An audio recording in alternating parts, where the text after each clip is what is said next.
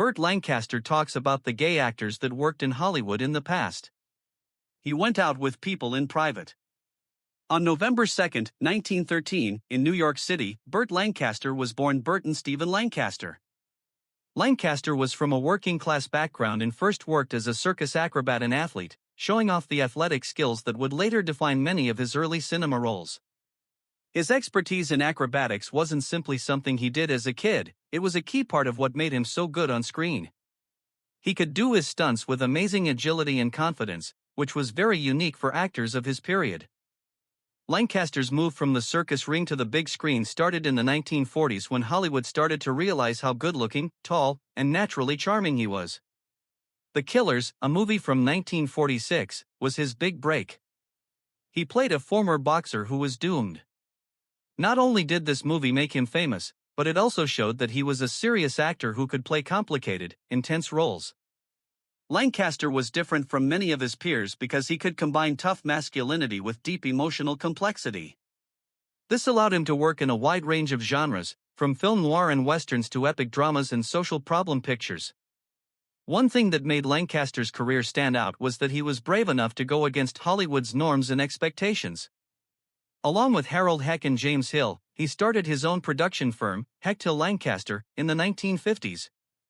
This change was groundbreaking because it offered Lancaster more power over the kinds of projects he worked on. This meant that he could make movies that were more socially aware and artistically ambitious than what most studios made. Marty, 1955, which received the Academy Award for Best Picture, and Separate Tables, 1958, which dealt with complicated human emotions and social issues, are two important movies from this time. Lancaster worked hard behind the scenes to show that he was dedicated to his work and to making movies a genuine art form. Lancaster received a lot of praise and awards over his career, including 2 Academy Awards.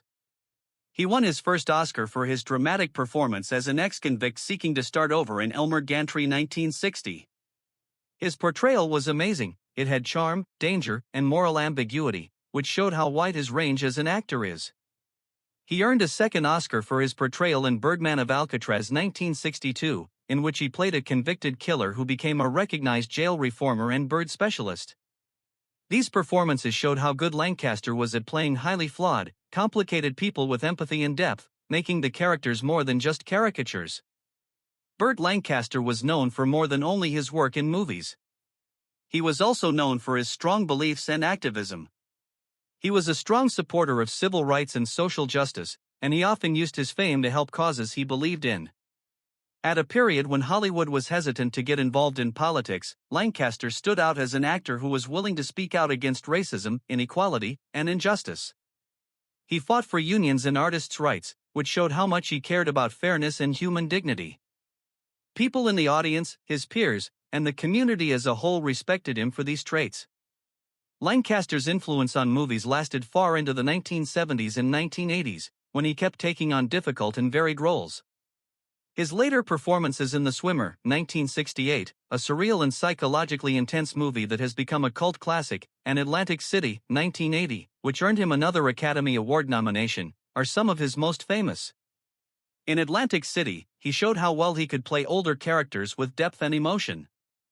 Even though Hollywood changed, Lancaster changed with it and stayed relevant, always pushing the limits of his art. Burt Lancaster been married 3 times and had 5 kids.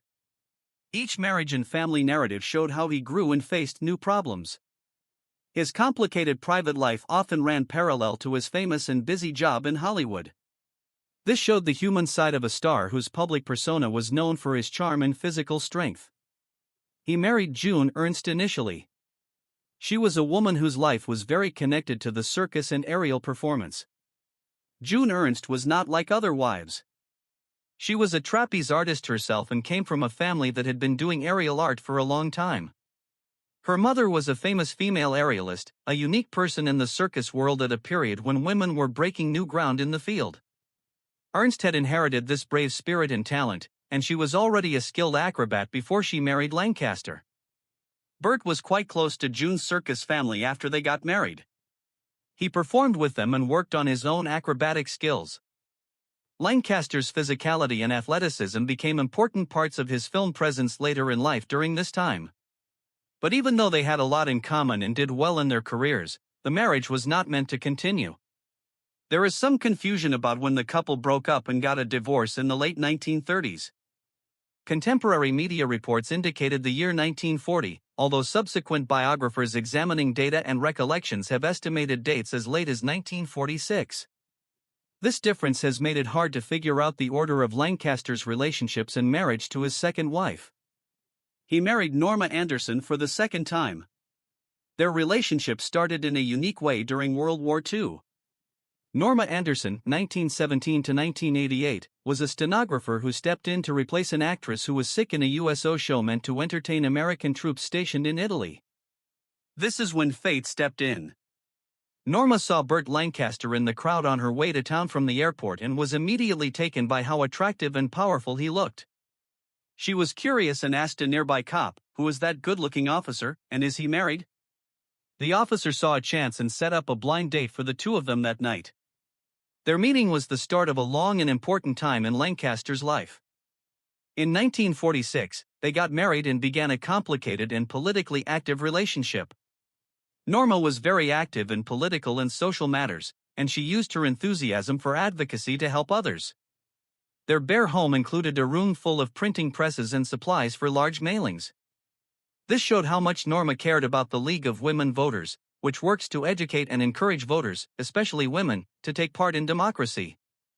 She was also a member of the NAACP for Life, and she and Burt both cared about civil rights. Before the important 1963 March on Washington, the couple sponsored a fundraiser for Martin Luther King Jr. and the Southern Christian Leadership Conference. This shows how committed they were to social justice at a very important time in American history. Burt and Norma had 5 kids together, including Bill Lancaster, who went on to become an actor and playwright. James Lancaster, Susan Lancaster, Joanna Lancaster, who later became a film producer, and Sigel, who was pronounced Sheila Lancaster. Even though they looked like a politically active and caring family, their marriage was full of problems. Lancaster's busy job and personal problems put a lot of stress on their relationship. The couple broke up in 1966, and their divorce was official in 1969. While his second marriage was falling apart, Burt Lancaster started a long-term but rocky relationship with Jackie Bone, a hairdresser who worked on the set of The Professionals, one of Lancaster's biggest films in the late 1960s and early 1970s. There was a lot of drama and heat in their relationship.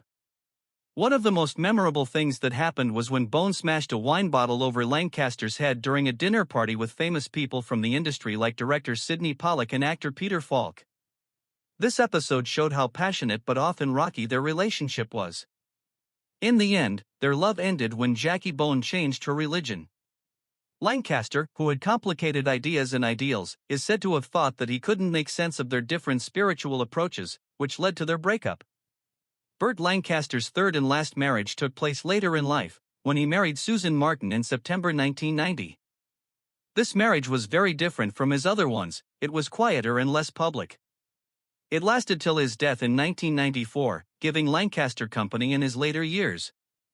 Lancaster was with Susan Martin during a time when he was having health problems and thinking about his long and successful career. Burt Lancaster, who was once the pinnacle of macho bravado in Hollywood, reportedly told close associates a stunning and extremely personal story from his background in the last years of his life. Had secret love affairs with some of the most famous and closeted gay men of his time. Lancaster had to deal with a lot of love, secrecy, and shared vulnerability behind the glitzy surface of Hollywood's golden age, when being gay was not only taboo but also bad for business. Cary Grant was one of the most beautiful and sophisticated actors of his time. Lancaster was drawn to Grant's cultured charm, quick wit, and mysterious smile. They met at an industry event in the late 1940s. At the time, they were both already famous, but they were in different movie circles. Grant had lived with actor Randolph Scott for years in what many later called a romantic relationship. He worked hard to keep up an image of sophistication and appeal to straight men. Lancaster said their relationship was electrifying yet careful. It was a romance that grew during secret weekends at private beach cottages along the Pacific Coast Highway. Grant was very secretive, and even with someone as brave as Lancaster, you could tell he was afraid of being exposed. Their relationship was short but full of emotion. In the end, Grant retreated deeper into his fortress of discretion, not wanting to compromise the carefully crafted image he had built up. Lancaster's assertion of a short, weird relationship with Jay was probably the most stunning of all. Edgar Hoover was the controversial FBI director who had a lot of political and cultural authority in the middle of the 20th century.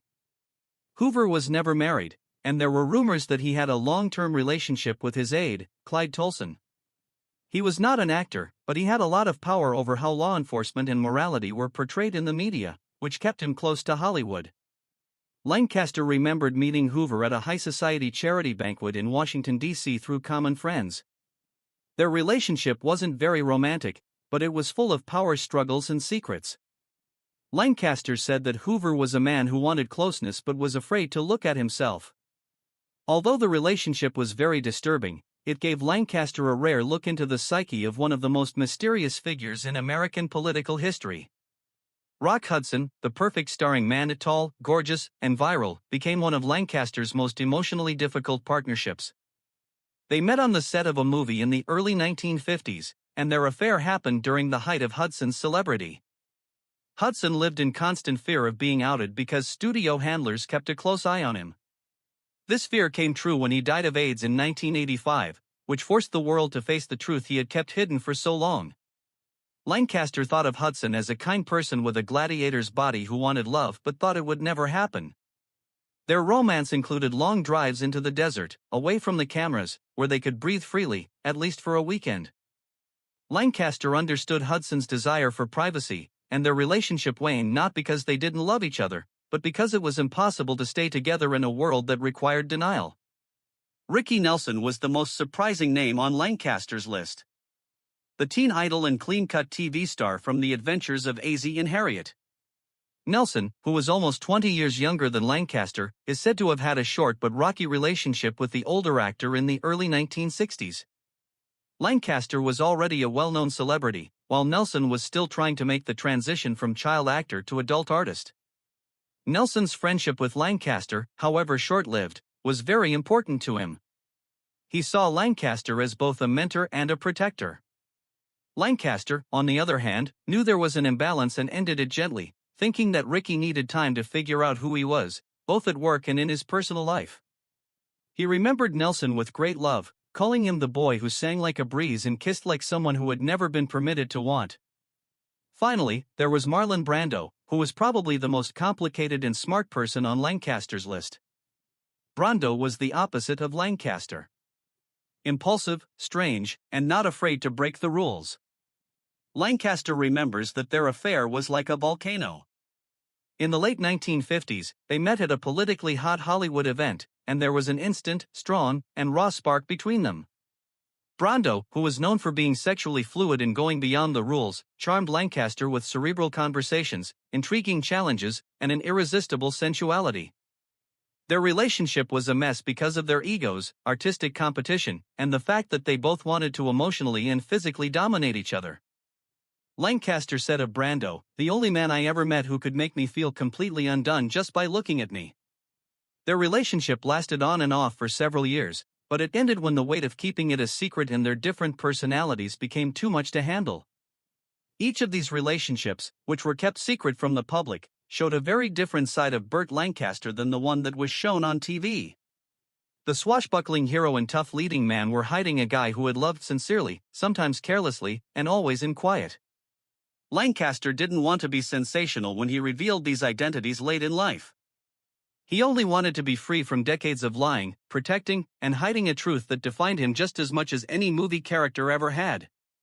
Lancaster passed away at his Century City, Los Angeles condominium after suffering a third heart attack at 4:50 a.m. on the 20th of October, 1994.